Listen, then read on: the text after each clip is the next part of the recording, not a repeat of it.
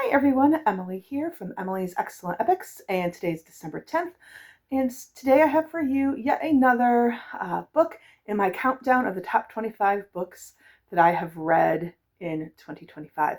To be honest, I think there's only 24 on this list. December 25th, I have something special that I plan, so you will find that out on December 25th. But let's get started with this next book, and as if you're new, the rules on this was it had to be a new read. It could not be a reread. And if I had a book in a series where I read more than one book in that series, I can only pick one book from that series. I could repeat authors. I cannot repeat a book in the same series. So this next book is actually a book that I almost DNF'd. And that is This Is How You Lose the Time War by Amal El Motar. I apologize if I'm mispronouncing that name. And Max Gladstone. And the reason why I almost DNF'd this was because you're following two agents, and one is red and one is blue. That's their names. And it's literally they're time traveling, but you're dropped into that time travel and you don't know what time period they're in. So you get time drop of one character's POV, and then you get a letter, then time drop into the other character's POV, and then you get a letter. So some of this is told through letters or epistolary style. And I don't mind epistolary. What I minded was two things. One, we didn't know initially like who we were following. What POV were we in? Was it red? Was it blue? And then two, I kept wanting to know what time period are we in? What are the clues? And I kept trying to figure that out. And I stuck with this book because I was like, what is the point? I don't understand the point. I don't understand why people are raving about this book. And I realized that the point is not the time travel. The point is the relationship between red and blue. This is a sapphic love story. They do fall in love. There's nothing graphic on page.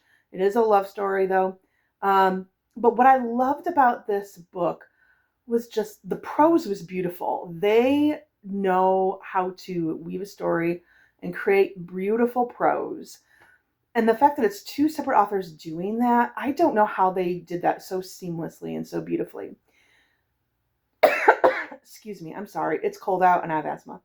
Second, what I really liked about this book was that as the story progressed, there were some twists and turns that happened that I was not expecting.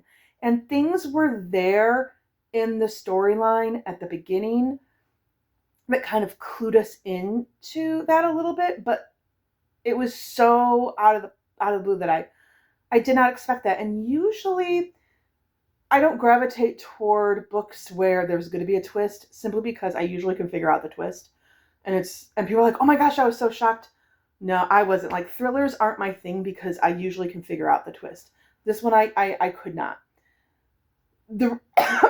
Excuse me, I'm so sorry.